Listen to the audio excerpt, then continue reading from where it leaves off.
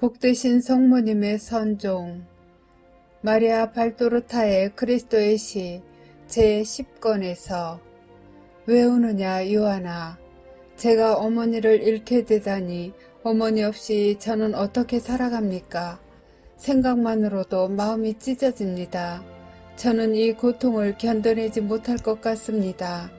너는 그것을 견딜 수 있을 것이다. 하느님께서 나를 도와주셨던 것처럼 너를 도와주실 것이고 또 오래 살게 해주실 것이다. 만일 하느님께서 나를 도와주지 않으셨다면 골고타와 올리브 동산에서 예수가 죽었을 때와 또 하늘로 승천했을 때 나도 죽었을 것이다. 하느님께서는 너를 도와 살게 하실 것이고 내가 당부한 것을 모든 사람의 이익을 위해 기억하게 해주실 것이다. 네, 기억하겠습니다. 그리고 어머니의 육신에 대해서도 말씀하신 대로 하겠습니다. 히브리 관습은 그리스도인이신 어머니께는 지극히 깨끗하신 어머니께는 소용이 없다는 것을 압니다. 어머니께서는 육체의 부패를 겪지 않으시리라는 것을 저는 확신합니다. 어머니는 원죄로부터 면제되셨고 은총이 가득하신 분이시라는 것 외에도 은총 자체이신 말씀을 어머니 안에 모신 까닭에 다른 어떤 사람의 육체보다도 신격화 되셨습니다. 그러므로 어머니의 육신은 다른 사람들처럼 육체의 분해와 부패를 겪을 수가 없습니다. 그것은 어머니께 대한 하느님의 마지막 기적이 될 것입니다. 어머니께서는 현재의 모습 그대로 보존되실 것입니다. 그러면 울지 말아라. 성모님은 눈물을 흘리는 사도를 바라보시며 말씀하신다. 만일 내가 지금 내 모습대로 보존된다면 너는 나를 잃지 않는 것이 될 것이니 너무 슬퍼하지 말아라. 그러나 어머니가 부패를 면하신다 해도 저는 역시 어머니를 잃습니다. 저는 폭풍우와도 같은 고통에 휩쓸리는 것 같습니다. 어머니는 제 모든 것이셨습니다. 특히 제 부모가 돌아가시고 제 친형제와 사도들도 멀리 떠나가고 또 사랑하는 마르지안마저 베드로가 데리고 간 뒤로는 더 그렇습니다. 이제 저는 혼자인데 너무나 극심한 고통을 느낍니다. 요한은 성모님의 발 앞에 엎드리며 한층 더 크게 운다. 성모님은 요한에게 몸을 굽히시고 울부짖는 그의 머리에 손을 얹으시며 말씀하신다. 울지 말아라. 왜 내게 고통을 주느냐. 내가 십자가 아래에서 예수의 그 참혹했던 죽음 앞에서도 그리고 사람들의 악마 같은 증오가 퍼부어지던 그 끔찍한 상황 속에서도 너는 예수와 나를 위로해주고 기운을 주기 위해 참으로 강하지 않았느냐. 그런데 오늘은 반대로 이렇게 평화롭고 고요한 안식일 저녁에 내게 가까이 다가온 기쁨을 예감하고 있는 내 앞에서 그렇게 혼란에 빠지다니. 진정해라. 모든 것이 평화롭다. 그러니 너도 평화로워라. 올리브 나무들이 살랑거리는 소리가 마치도 천사들이 날아다니는 소리처럼 들린다. 아마도 천사들이 실제로 여기 와 있을 것이다. 왜냐하면 내 생의 특별한 순간에 천사들이 항상 내 가까이에 있었다. 빛과 천사들은 내 생애와 예수의 생애의 결정적인 순간에 항상 함께했다. 오늘 저녁 나는 비록 그들을 보지는 못하지만 천사들이 내 주위에 있는 것을 느낀다. 또 내 안에 한 빛이 점점 커지고 있음을 느낀다. 내가 그리스도를 잉태했을 때 또 그리스도를 세상에 낳아주었을 때 나를 둘러쌌던 그 빛을 느낀다. 나는 내 사랑의 힘으로 때가 되기도 전에 말씀이신 구세주를 하늘에서 내려오시게 하여 사람이 되고 구속자가 되게 했다. 오늘 저녁 내 안에 파고드는 그와 같은 사랑의 힘으로 하늘이 나를 이 세상에서 내 영혼이 갈망하는 곳으로 데려가 주시기를 바란다. 그래서 하느님께 내 불멸의 많이 피컷을 성인들과 천사들의 무리와 함께 영원히 노래하게 해 주시기를 바란다. 어머니는 아마 영혼만으로 가시지 않을 것입니다. 그리고 땅도 모든 민족과 나라들이 어머니를 노래하고 이 세상이 존재하는 한 어머니를 찬미하고 사랑을 드릴 것입니다. 그것은 지성소가 주님을 모신 것이 아니라 참으로 어머니가 하느님을 모신 분이시기 때문입니다. 어머니 혼자서 모든 시대를 통틀어 모든 대사제들과 성전의 모든 사제들이 다 합쳐도 드리지 못할 많은 사랑을 하느님께 드리셨습니다. 열렬하고 지극히 깨끗한 사랑을. 이 때문에 하느님께서 어머니를 지극히 복되게 하실 것입니다. 하느님께서는 내 유일한 소원, 오직 하나뿐인 뜻을 채워주실 것이다. 왜냐하면 사랑이 전적일 때에는 인간적으로 생각해서 얻을 수 없을 것처럼 보이는 것도 다 얻어낼 수 있기 때문이다. 요한아, 이것을 기억하고 내 형제들에게 말해 주어라. 사람들은 너희를 거슬러 대항할 것이다. 너희는 갖가지 장애물을 만나고 박해자들에 의한 학살과 가룟 사람 같은 도덕성을 가진 그리스도인들로부터 배교를 당하여 너희 영혼은 위축당할 것이다. 그러나 걱정하지 말아라. 사랑하여라. 너희가 어떻게 사랑하느냐에 비례해서 하느님께서 너희를 도우실 것이다. 만일 사람들이 내 아들이 사랑한 것 같이 사랑할 줄을 안다면 모든 것을 얻어낼 수 있을 것이다. 나는 그런 사랑으로 사랑한다. 마치 내 아들이 고통이 지나쳐서 죽었던 것처럼 나는 사랑이 지나쳐서 죽을 것이다. 자, 이제 내 사랑의 용량은 꽉 찼다. 내 영혼과 육체가 이제는 그것을 내 안에 지닐 수가 없을 만큼 되었다. 그리고 내 아들의 목소리가 마치 내게 이렇게 말하는 것 같다. 오세요. 어서 나오세요. 우리의 옥자를 향해, 우리 삼위일체의 포옹을 향해 올라오세요. 요한아, 이제 내가 하느님과 포옹할 시간이 왔다. 요한은 여전히 불안해하면서도 약간 진정이 되었다. 그리고 성모님 말씀의 마지막 부분에서 그 역시 탈원 상태가 된 것 같다. 말씀을 마치신 성모님의 모습이 천천히 지극히 하얀 빛으로 변하는 것을 보고 요한은 성모님께 달려가 부축을 하며 말한다. 어머니는 예수님이 다볼산 위에서 빛나게 변모하시던 때의 모습과 같으십니다. 어머니의 육체는 달처럼 빛나고 어머니 옷은 아주 하얀 불꽃 앞에 놓인 금강석 판처럼 반짝이십니다. 어머니는 더 이상 사람이 아니십니다. 육체의 무거움과 불투명함은 사라졌습니다. 어머니는 빛이십니다.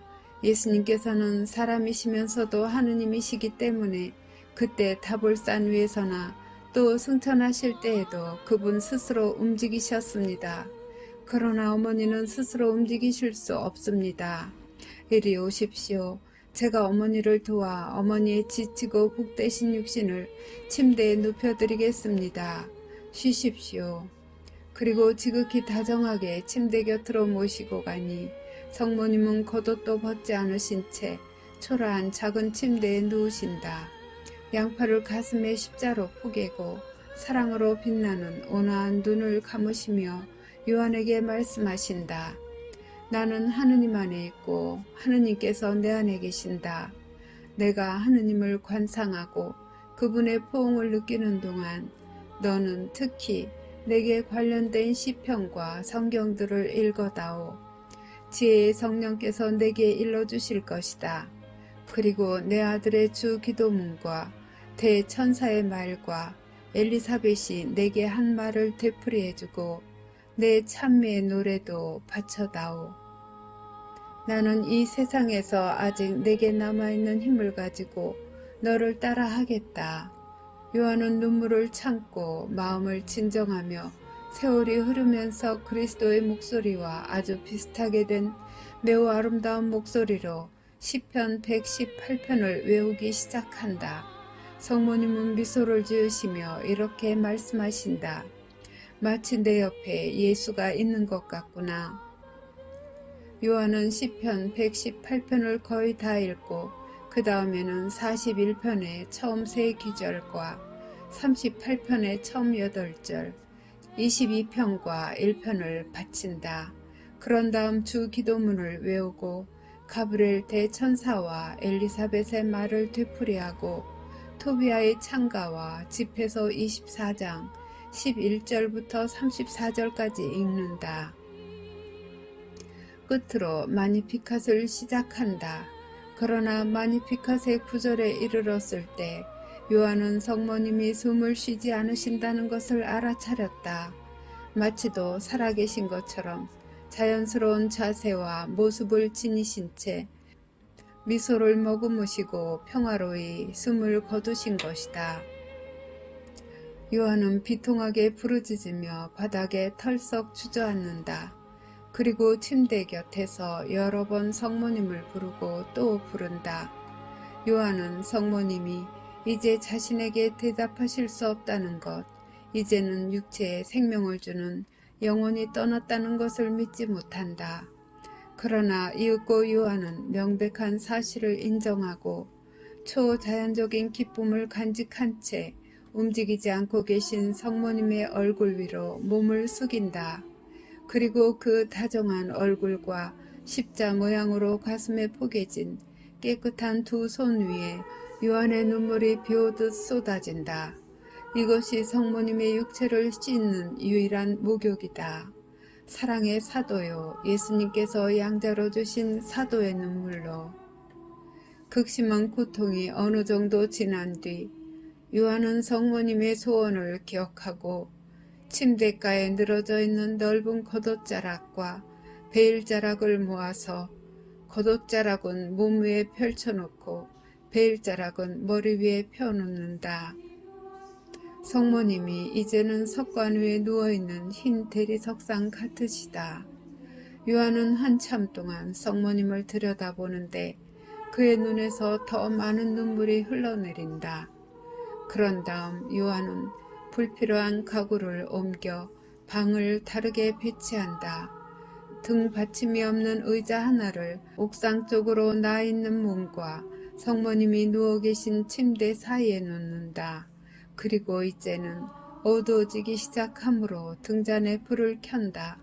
그런 다음 겟세마니 동산으로 내려가서 가능한 한 많은 꽃과 올리브 열매가 달린 나뭇가지들을 꺾어와 성모님의 시신 둘레에 늘어놓는다.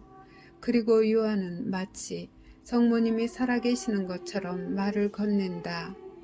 어머니는 항상 골짜기의 백합꽃, 우아한 장미꽃, 아름다운 올리브나무, 열매를 많이 맺는 포도나무, 거룩한 밀이삭이셨습니다.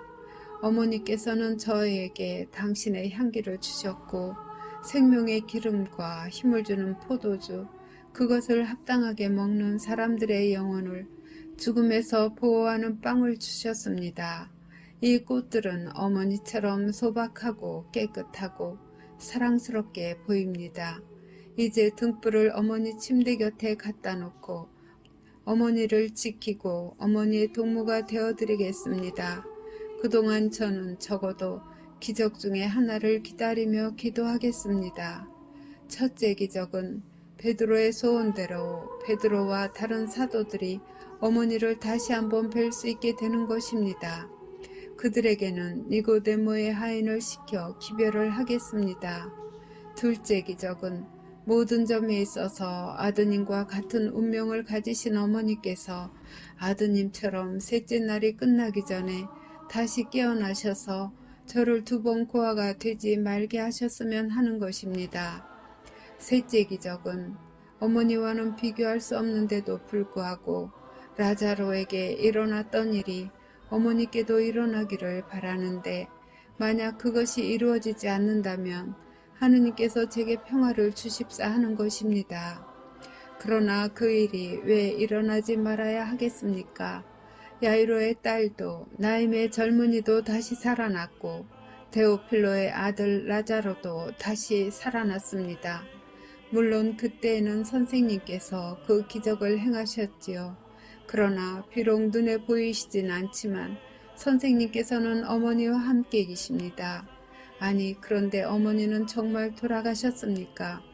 모든 사람이 죽는 것처럼 돌아가셨습니까?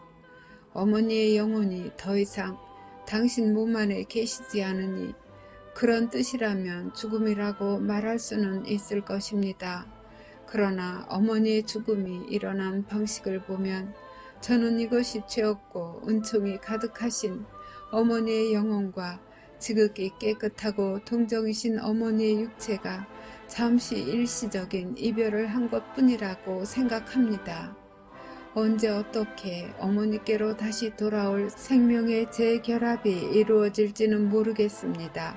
그러나 저는 그것을 참으로 확신하기 때문에 하느님께서 말씀이나 행동으로 어머니의 운명에 대한 진실을 제게 보여주실 때까지 여기 어머니 곁에 그대로 남아있겠습니다.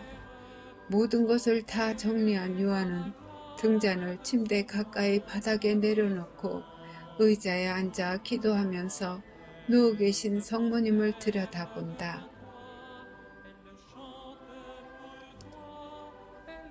참조 그리스도의 시 제9권 순환에서 예수님이 돌아가시고 승천하셨을 때 성모님의 나이는 50세가량이셨다.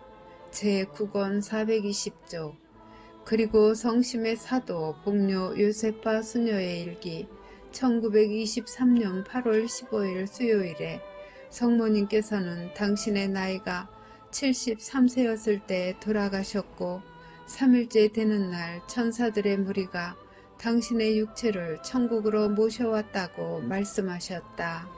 이 두 가지 사실을 통해 성모님께서는 예수님이 승천하신 후 약 23년간 요한과 함께 이 지상에 머무시면서 사도들과 교회를 돌보셨다는 것을 알 수 있다.